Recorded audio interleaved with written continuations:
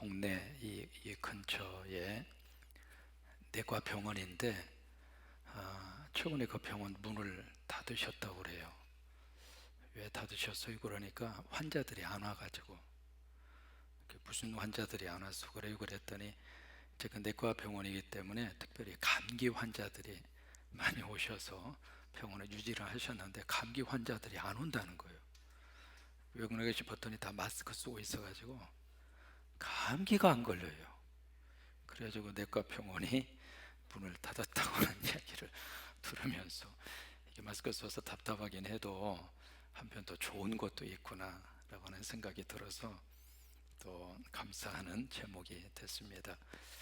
좀 답답하긴 하죠. 그래도 이제 딱 얼굴을 가릴 수 있어서 미용에 신경 쓰지 않아서 좋은 점도 있고, 또 감기 바이러스가 침투하지 못하도록 이렇게 앞으로도 이제 코로나 오늘부터 백신이 보급이 돼서 주사를 맞게 될 터인데 모르긴 몰라도 계속해서 마스크는 써야 될 것 같아요. 왜냐하면 마스크 써보니까 좋잖아요. 그죠? 밖에 나갈 때 얼마나 여자분들이 밖에 나갈 때 30분 단축이 됐답니다.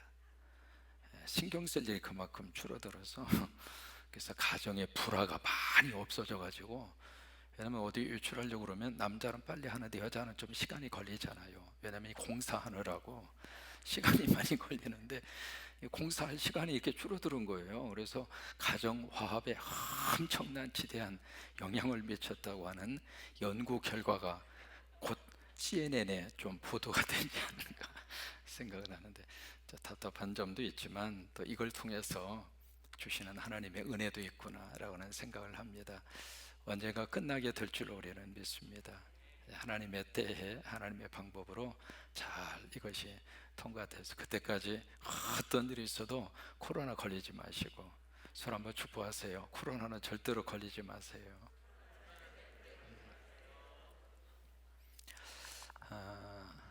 요한이라고 하는 이분을 통해서 하나님이 주시는 말씀의 주제가 아주 뚜렷합니다. 요한복음도 그러고 요한 1, 2, 3, 4도 그러고 요한 계시록도 마찬가지입니다. 요한을 통해서 주시는 하나님의 가장 큰 주제가 바로 뭐냐면 사랑입니다. 그래서 요한을 가리켜서 사랑의 사도라고 하는 말을 붙일 정도로, 왜 그랬을까? 이유가 있습니다. 사도 요한 자체가 예수님으로부터 사랑을 많이 받았어요. 사랑을 받아본 자만 사랑을 이야기할 수 있습니다. 그러니까 사랑에 대한 이야기 들으면서도 사랑을 받아본 경험이 없으면 사랑이 추상적입니다.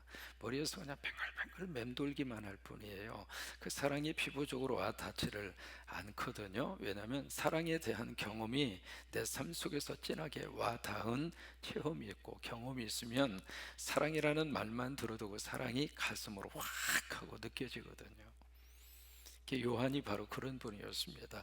아주 젊은 나이에 주님으로부터 부르심을 받아서 평생 거의 백수 가까이, 그 당시에 백수 가까이 사신 분이 흔하지 않았습니다. 거의 90 넘은 백수 가까이 요한이 살면서 그 주님으로부터 받은 그 사랑이 요한 전체의 삶 속에 꽉 하고 마치 진한 설렁탕처럼 진국처럼 사랑이 요한의 삶 속에 녹아져 있는 거예요. 특별히 요한복음에 보시면은요, 이 사랑하라라고 하는 이 단어를 몇 번을 썼느냐면 55번을 씁니다. 엄청나게 많이 썼죠. 요한복음 1장에서 21장이잖아요.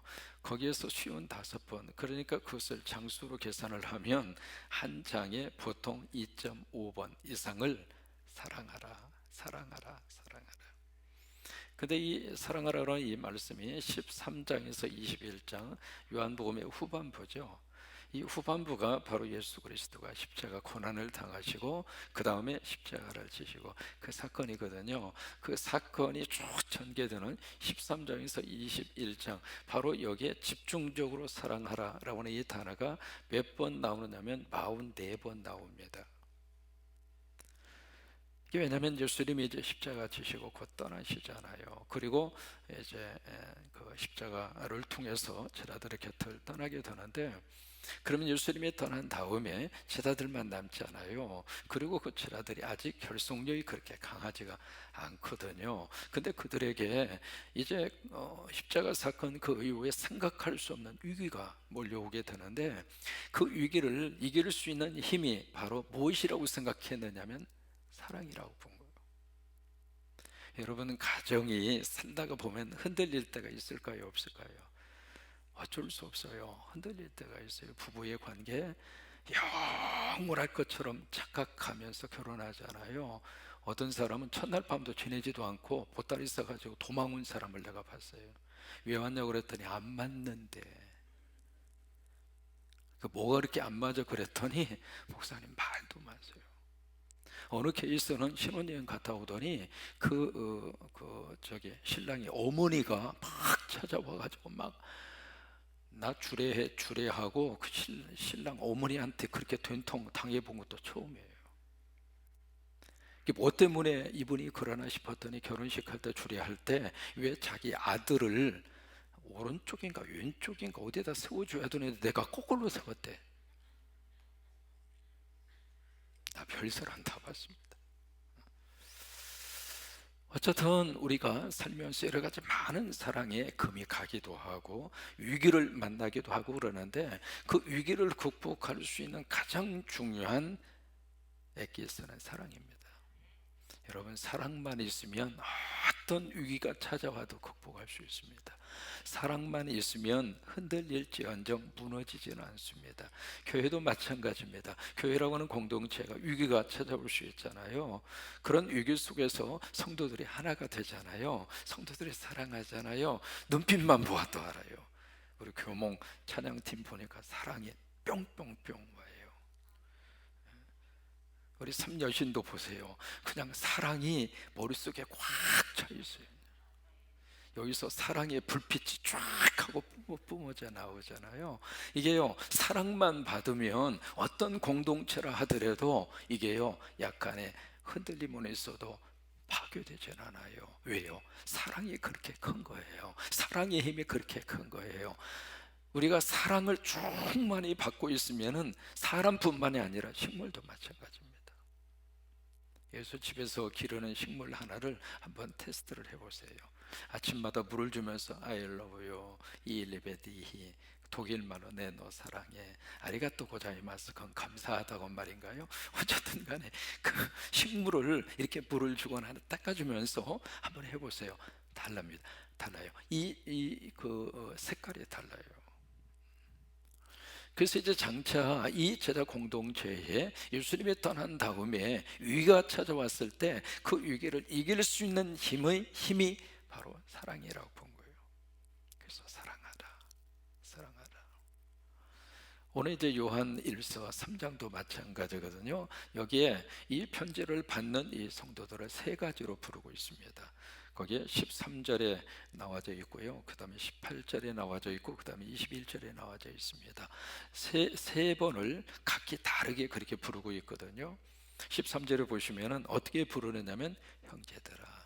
여기 우리말 번역이랑 빠졌는데 brothers and sisters, 자매들이 들어가야 맞아요. 그러니까 형제 자매들아, 그 말이에요. 이게 지금 부르고 있거든요. 형제 자매들아. 이 말은 성도들에 대한 애칭입니다. 애칭이면서도 하나 형제 자매들아, 그 이야기는 우리 모든 성도들이 하나님 안에서 가족이라 그 말이에요. 그래서 여기 my brothers and sisters, 나의 형제들아 자매들아, 그 말은 다른 말로 말하면 my family in God, 하나님 안에서 내 가족들아, 이 말이에요. 저나 여러분 모두는 지금 하나님 안에서 가족입니다. 여러분 그렇게 인정하시면 하면 그래요.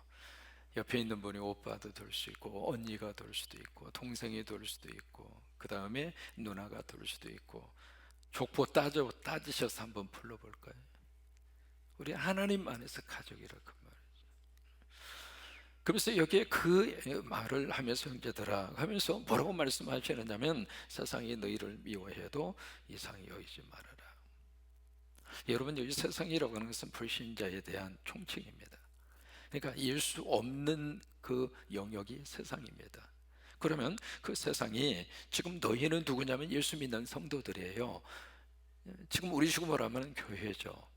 세상이 교회를 미워해도 이상하게 생각하지 말아라. 이게 제가 한국 와서 느낀 거 하나가 있습니다. 뭐냐면 매스컴이 묘하게도 교회에 대한 보도를 낼 때 참 묘하게도 교회에 대한 보도가 조금 편파적이다, 그런 걸 좀 많이 느껴요. 뭐 팔이 안으로 굽는다고 우리 교회에 대해서 너무 그러니까 그런 면도 있습니다만은, 우리 한번 공정하게 살펴볼까요? 불교나 캐톨릭이나 기독교나 세 부류를 한국 사회 안에 정확하게 놓고 우리가 객관적으로 평가할 때 이 사회 안에서 이 국가 안에서 가장 사회적으로 필요한 영역을 어느 종교 단체가 감당하고 있을까? 퍼센테이지로 봤을 때 어디가 가장 많은 비중을 차지할 것 같아요? 이럴 때는 그냥 무조건 교회라고 그러세요. 교회입니다. 이 사회의 가려운 부분을 가장 많이 긁어주는 데가 교회입니다. 교회에서 이 사회로 흘러가는 구제, 헌금이 엄청난 액수가 흘러갑니다. 교회에서 운영하는 고아원도 한두 군데가 아니고요, 교회에서 운영하는 사회 사업단체가 한두 군데가 아닙니다. 불교나 캐톨릭에 비해서 교회가 이 사회 속에서 감당하는 영역이 생각보다 더 많습니다. 그런데도 언론은 교회에 대해서 이렇게 우호적이지 않습니다.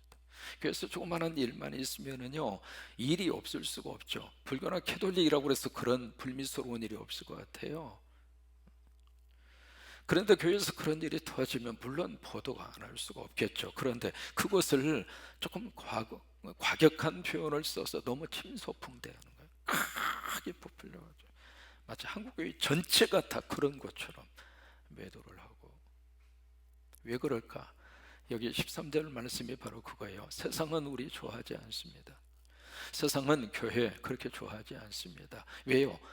처음부터 이게요, 태생 자체가 여기에 성도들하고 세상하고 같을 수가 없어요. 왜요? 소속이 달라요.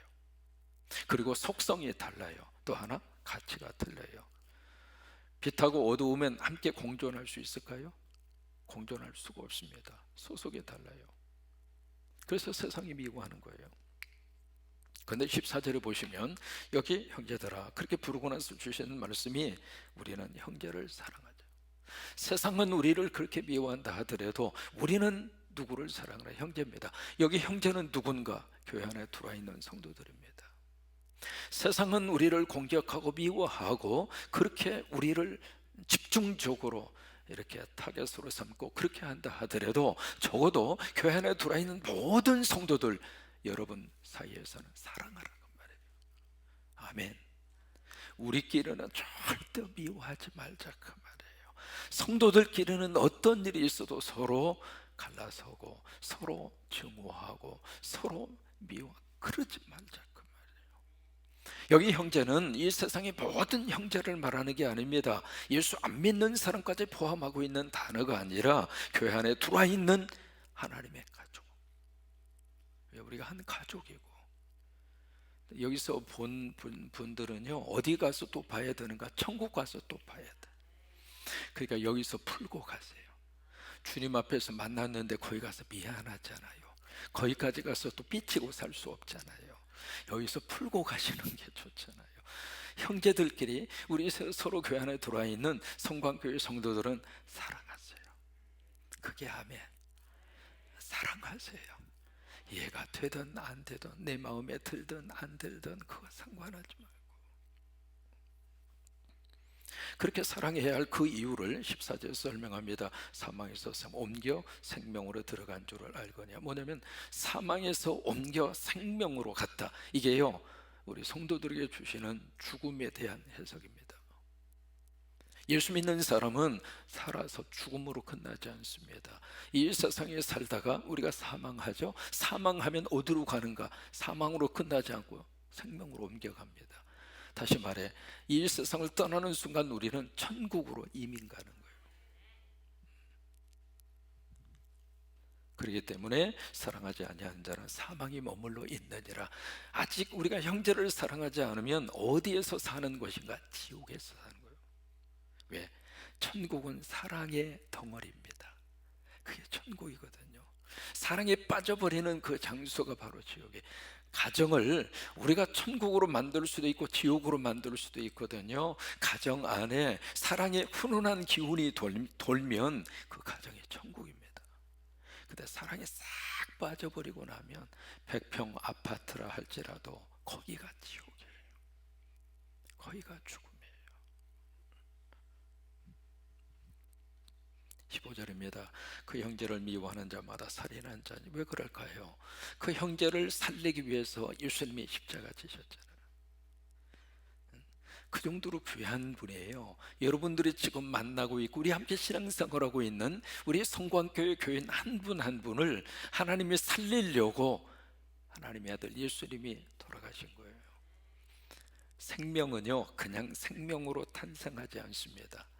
죽음이 있어야 생명이 솟아납니다. 그러니까 희생이 없으면 생명이 이 세상에 존재할 수가 없는 거거든요. 예수님이 희생함으로 우리를 살리셨어요. 나만 살리셨는가? 아니에요. 옆에 있는 분을 하나님이 살리셨어요. 우리 교목만 살리셨는가? No! 다른 분도 살려주셨어요. 이게요, 이 교회 공동체 안에 있는 성도 한 분 한 분을 위해서 하나님이 예수 그리스도를 죽이신 거예요. 그래서 나를 살리고. 그래서 여러분 한 분 한 분이 너무 소중한 거예요. 너무 소중해요. 목회하면서 갈수록 마음속에 진하게 와닿는 마음이 성도가 왜 그리 소중한지 말이죠. 젊었을 때는 그걸 몰랐어요. 젊었을 때는 강대상에 서서 누구 왔는지 안 왔는지, 그 다음부터 안 온 사람만 묵상하면서 설교했어요. 그 양반은 왜 나타나지 않았을까? 근데 이제 철이 들어가면서 함께 사역의 깊이가 깊어지면서 마음속에 진하게 와닿는 그 마음이 성도 한 분 한 분이 여기 와 있는 거예요. 왜요? 하나님이 그래요. 그것이 바로 16절 말씀이에요. 그래서 17절 말씀에 구체적인 사랑의 행위를 우리에게 요구합니다. 17절 같이 읽습니다. 누가 이 세상의 재물을 가지고 형제의 궁핍함을 보고도 도와줄 마음을 닫으면 하나님의 사랑이 어찌 그 속에 거하겠느냐. 이 구절은 여러분들이 잘 해석을 하셔야 합니다. 형제의 궁핍함, 여기 궁핍함이라고 하는 단어가 나오잖아요. 이게 바로 무슨 얘기냐면 어쩔 수 없는 상황 속으로 내몰린 것을 말해요. 여기 형제잖아요. 예수 믿는 사람이잖아요. 그래서 신앙생활 하다가 어떻게 예수 믿는 그 믿음 때문에 직장에서 쫓겨난 케이스, 이렇게도 비유를 해볼 수 있거든요. 쫓겨났어요. 그러다 보니까 경제활동을 못했죠. 그러다 보니까 굶주린 거예요. 그 형제의 궁핍함, 형제의 그 굶주림을 너희들이 보고 지나치지 말아라, 그 이야기예요. 그러니까 여기 형제의 궁핍함이라고 하는 것은 모든 이 경제적인 상황 속에서 뭔가 자꾸 이렇게 도움을 요구하고 도움이 필요한 모든 사람을 말하는 것이 아니라, 왜냐하면 이게요, 아무런 제한 없이 구제하는 것도 굉장히 조심하셔야 돼요. 왜냐하면 잘못된 생각을 그에게 심어주면 안 됩니다. 그러니까 저 사람이 나를 도와주리라 생각을 하고 본인 스스로는 아무것도 안 해. 그러면 그 사람을 도와주는 것은 그 사람을 도와주는 게 아니죠. 그러니까 여기 보고도라고 하는 단어가 나오죠. 17절에 보고도, 그 단어의 뜻은 한 번 보고 지나가는 것이 아니라 오랫동안 집중해서 본다는 뜻이에요. 이 사람이 정말로 도움이 필요한 사람인가? 이 사람이 정말로 궁핍한 그 원인이 무엇인가? 이 사람에게 정말 왜 이런 상황이 갈 수밖에 없었는가? 그걸 보고 그리고 나서 도와주라 이 말이에요. 그렇지 않으면 이 도움 자체가요 뭐냐면 마치 당연한 것처럼, 내 권리처럼 그렇게 주장하고, 그렇게 도움의 자세를, 그런 마음을 가지고 있다면 그것은 교육을 잘못시키는 거예요. 18절입니다. 두 번째 호칭이 있습니다. 이제는 어떻게 부르는가? 자녀들아, 자녀들아, 그렇게 부르고 있죠. 그러면서 말과 혀로만 사랑하지 말고 두 가지로 시작. 행함과 진실함으로 하자. 여러분, 신영복 씨라고 하는 분이 계세요. 성공의 대학에서 교수도 하시고 그런 분이죠. 그 신영복 교수님이 쓴 글 가운데 인상적인 글이 있습니다. 머리 좋은 사람보다 가슴이 뜨거운 사람이 낫고, 가슴이 뜨거운 사람보다도 손이 움직이는 사람이 낫고, 손이 움직이는 사람보다도 발이 움직이는 사람이 낫다, 그런 말이 있어요. 그러니까 머리가 좋은 사람은 참 묘하게도 머리로만 모든 걸 다 하려고 그래요. 근데 그 머리로 막 하는 사람은 뭐가 앞서는가? 이게 먼저 가는 거예요. 이게. 그러니까 머리 좋은 사람이 문제도 잘 해결합니다만은, 머리 좋은 사람이 오히려 다른 사람들의 문제에 이상한 모습으로 말을 끄집어내서 그 문제를 뒤집어놓는 경우가 있어요. 그래서 머리 좋은 사람보다도 가슴이 뜨거운 사람, 가슴으로 그것을 안아줄 수 있는 사람, 근데 가슴이 뜨거운 사람보다도 손이 움직이는 사람, 뭔가 필요한 것을 이렇게 줄 수 있는 사람. 그러니까 꽁치 2마리, 그 다음에 무슨 또? 찹쌀떡. 왜 꽁치가 나왔는지는 모르겠지만 여러분 각자 고등어, 각자 좋은 생선 기억을 하셔요. 찹쌀떡 대신에 저는 호떡이 들어갔으면 좋겠는데, 그걸 막 이렇게 혼자서 먹으려고 하는 사람, 그게 아니라 손이 가는 사람은 도와주는 사람이죠. 근데 손이 움직이는 사람보다도 더 좋은 사람은 발이 움직이는 사람. 왜? 내 발로 가잖아요. 여기서 행함과 진실함이라고 하는 게 바로 그거예요. 마지막으로 21절입니다. 21절에 세 번째 부르는 호칭이 있습니다. 누구라고 부르죠? 사랑하는 자들아. 아주 이제 부르는 호칭, 이 상태가 점점 더 진한 사랑의 마음을 담아서 그렇게 호칭이 그렇게 바뀌어지고 있잖아요. 사랑하는 자들아. 그러면서 뭐라고 말씀하시냐면 21절 24절까지 계명을 순종해라. 그때 그 계명이 바로 무엇인가? 사랑하라 말이에요. 그러면 우리가 이 계명을 순종하라, 사랑하라는 이 계명을 순종하면 어떤 역사가 나타나는가? 거기에 23절 24절에 그겁니다. 주님이 내 안에, 내가 주 안에. 한번 해보실까요? 주님이 내 안에, 내가 주님 안에. 그래서 우리가 그런 고백을 하는 거예요. 내 안에 주님이 계십니다. 예수님이 어디에 계셔요? 여기 계신다고요. 근데 이것을 24절에 누가 여기서 증거를 하고 있는가? 24절입니다. 우리에게 주신 성령으로 말미암아 그가 우리 안에 거하시는 줄 우리가 아느니라. 성령님이 그것을 우리에게 확인시켜 주세요. 내 안에 주님이 계시는구나. 그래요. 우리들은 주님과 함께 삽니다. 마스크 쓰고 있지만은 주님도 같이 지금 마스크 쓰고 계세요. 우리가 답답하죠? 주님도 답답해하세요. 야, 어떻게 하다 이 마스크 쓰고 살게 됐어? 하나님이 창조해 주셨을 때 자연 환경은 너무 좋았잖아요.